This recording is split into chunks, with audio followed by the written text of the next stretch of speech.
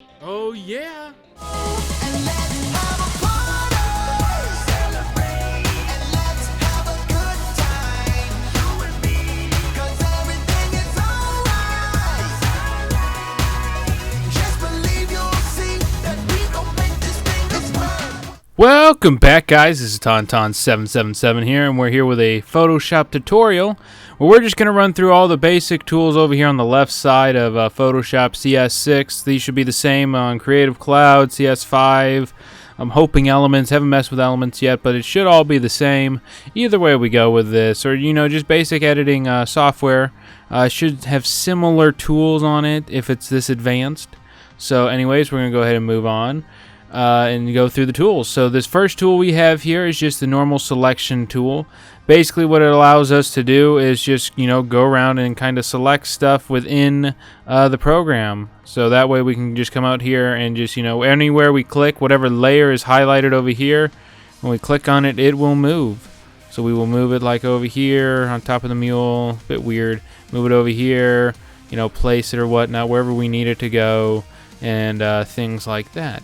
The next tool we got here is the little marquee tool, and we can have it as a rectangle, an elliptical, that's a weird name, single row, and a single column, basically making it different shapes. What would we use this for, you say? Well, what you could do with it, one way to do this, we could, let's see if we get this stretched out enough, right about there.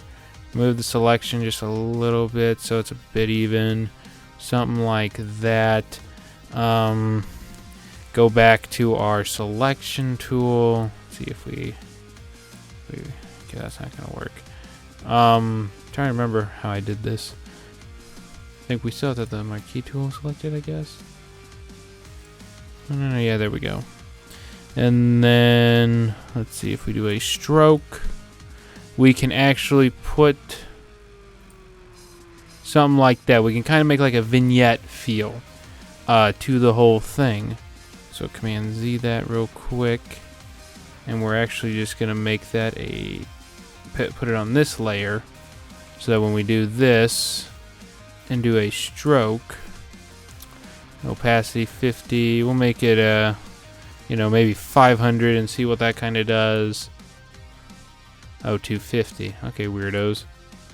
See, it kind of gives you this nice little vignette feel to the whole thing. And if we do Command D, it kind of gives you something like that. It's a quick way to give you that little effect sometimes. And you can do that with either marquee tool. So we're going to go back a little bit here and just go back to the Move tool. The next one on here we got is the Polygon Lasso tool, or the Lasso tool, Magnetic Lasso tool. And basically what these do is you can just go on here and kind of, let's see here, we still selected on that one. We'll select the big thing. You can go around and you can kind of, just select things. This is a very sloppy way of doing it. You can select that and you can move the selection around, kind of, something like that.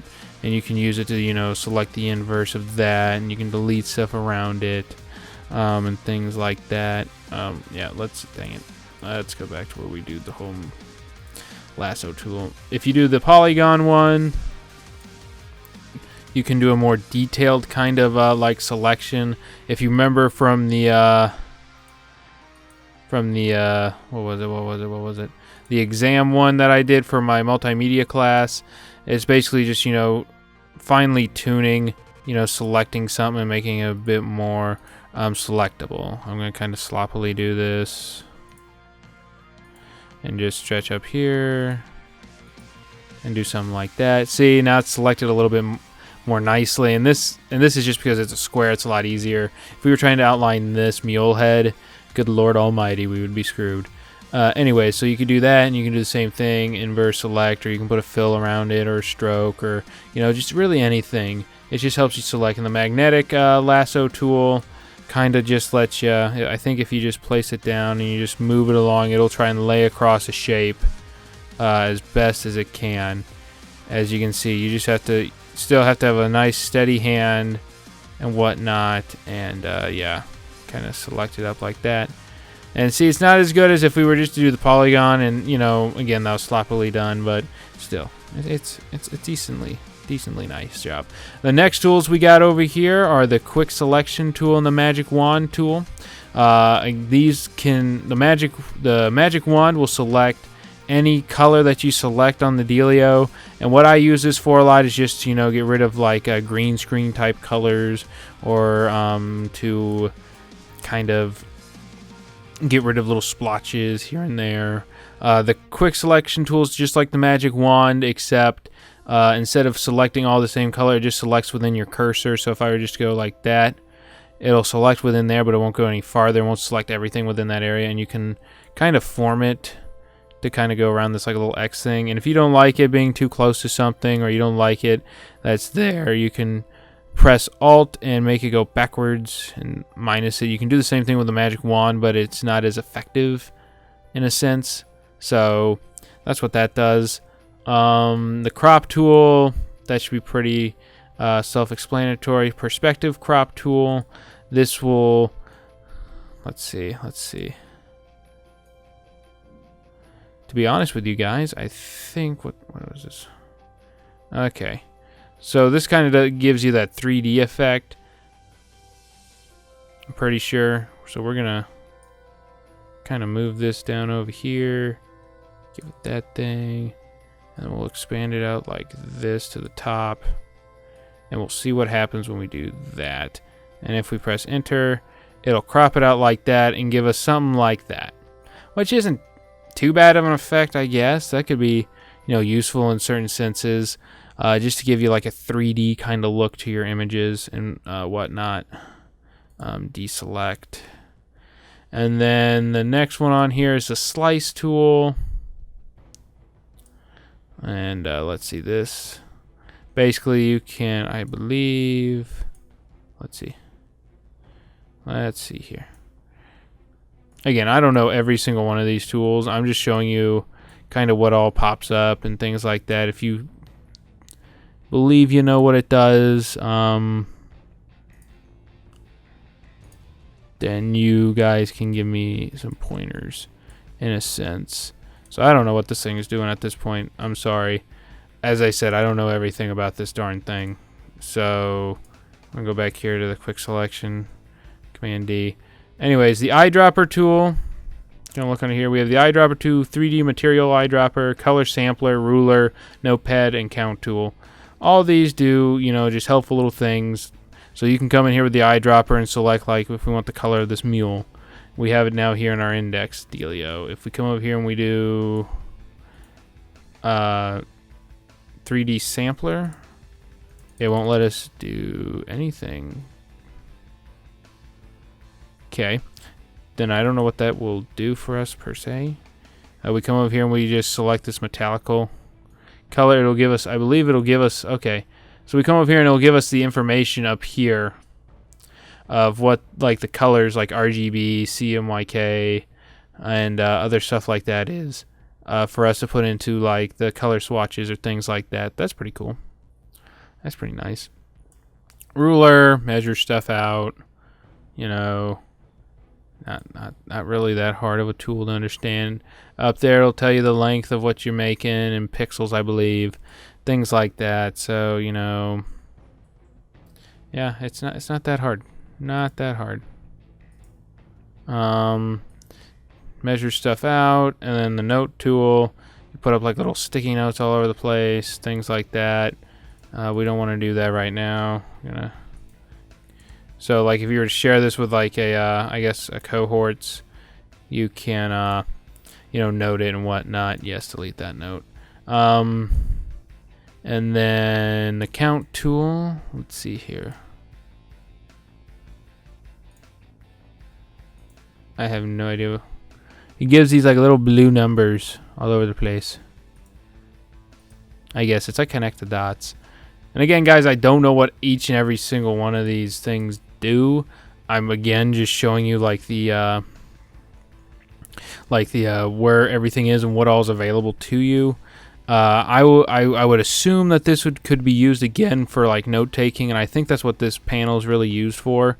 So like if you wanted to put a notepad and say at 1 I had a problem with this, or at 2 I didn't like the way this line here on the mule was going, at 3 I didn't like that there was this embezzlement on the UCM. At 4, I don't like the background down here, matches too much. 5, the background here is too pixelated. You know, things like that. I believe that's what it could be used for. Again, I'm not positive. I usually never am, but I think that could be what it's used for. It could be. Now the patch tool is what we're on to next. Spot healing tool brush. This is used more for like photography type things. Like let's say here on the mule we don't like the wrinkles right there. We think that's an embellishment. So what we can do is we can come over here with the spot healing and we just raise over it and make it worse. Okay, that was not what we wanted. Okay, Command Z. Let's shrink. Oh, we want, okay, so make sure you select up here your type, like content aware. That might fix it. Let's see here. Okay, that almost fixed it. So what we're going to do is we're going to shrink this down a little bit to maybe 4 pixels. I think that'll be enough. So we zoom in on this, we kind of select it, and it will get rid of those wrinkles. You know, and they're pretty much, I think they're pretty much gone. And again, this is more for like profile pictures and things like that. Yeah, so stuff like that. That's what that would be set for. And then what's the next one? Healing brush tool, same thing as the spot healing. Patch tool. It could be used to, you know, match. Like if I wanted to match that background. Oh, okay. Hold up. Again, that's not what I wanted to do. So like if we wanted to just try and get rid of this mule a little bit, we can come over here, match it up with the background, let it go, and then we'll try and content aware it and change it. So that's what that would do. Next on my list, content aware move tool. So I don't know, we're just going to kind of select an area here. And then it's going to do something. It'll try and in place a certain object, like whatever you selected, and put it on over here. That's pretty interesting. And it kind of try and formed everything and did a bunch of content aware stuff, meaning that it took what was around the selected area and form it to that thing. So that's pretty neat. That's pretty neat. I don't know how often I would use it or what I would use it for, but I mean, it could be nifty and make some pretty interesting stuff. Red eye tool that will get rid of the red eye in the photographs that you take if you have a flash or whatnot. I don't know if I have any as an example. Not on me, no, I don't think so. We'll move on. This is the more artistic kind of supplies here for editing and whatnot. So you got your brush tool. This is kind of like paint. I'm not really going to show you. So you got the brush tool, which is like a paintbrush. You got a pencil tool that looks like a pencil. Color replacement, that replaces colors. You can mix colors like you can with a paintbrush. This is the clone stamp tool.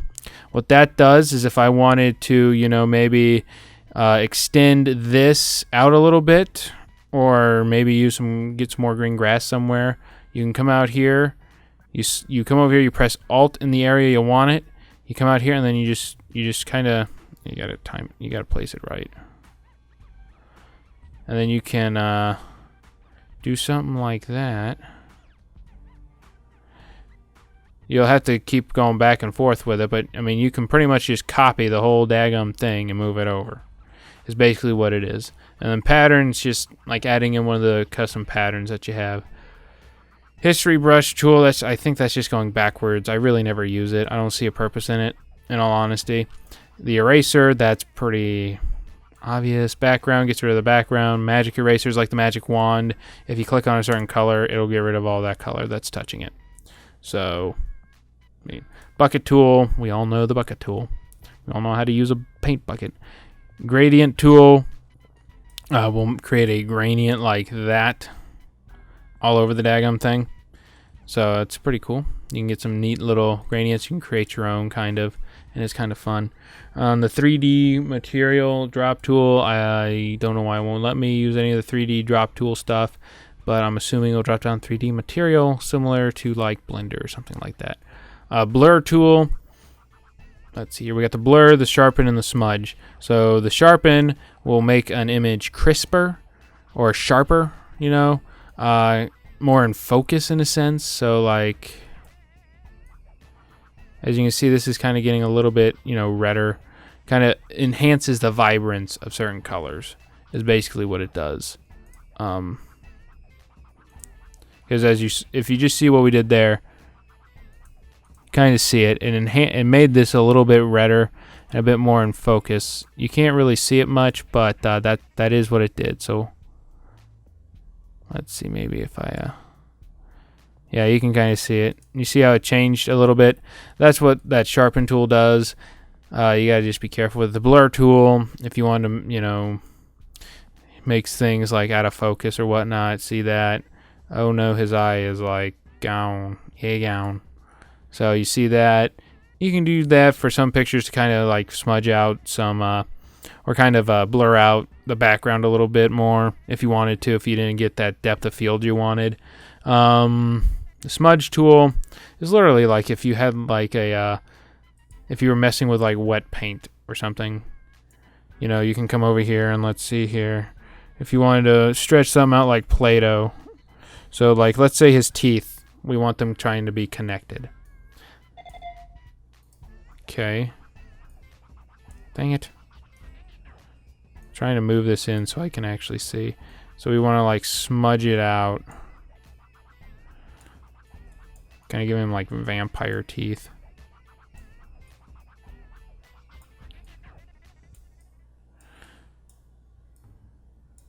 So it'll kind of like stretch it out. It's not exactly as what I was wanting, but as you can tell, you know, it's just like as if you're messing with like wet paint. You know, you see that, you see that. That's about all it is. So we'll come back up here to deselect. And that's all those tools. And then what we got here, we have the dodge, the burn, and the sponge. So the dodge tool makes things, I believe, brighter. I think so. Let's see. Yeah. As you can see, it made it brighter and brighter as we went. Kind of added in some whiteness to it. So that's to help enhance like your darker images. The burn tool will basically darken an image. Okay, Command Z. You can kind of see that, but let's just go over here to his teeth. See if that kind of... I didn't really do what I wanted. Okay, here we go. Here we go. We'll just go with gray. As you can see, it makes it darker. Kind of gives it more of a blackish gray kind of look.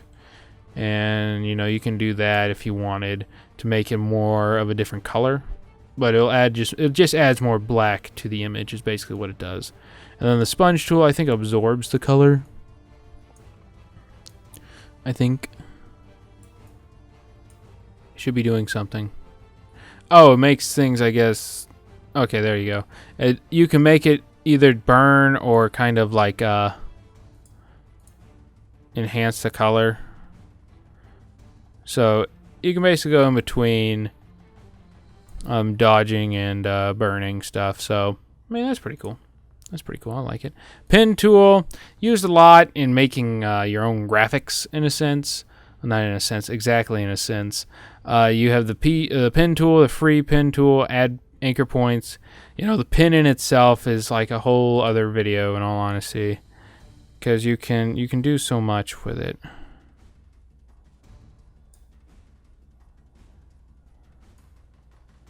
So I mean, I don't know.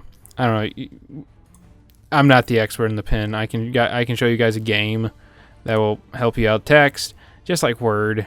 We don't have to go over that. Gives you a text box and things like that. Path selection tool that works with the pen and whatnot when you want to select different paths and things like that to change the vector points on it.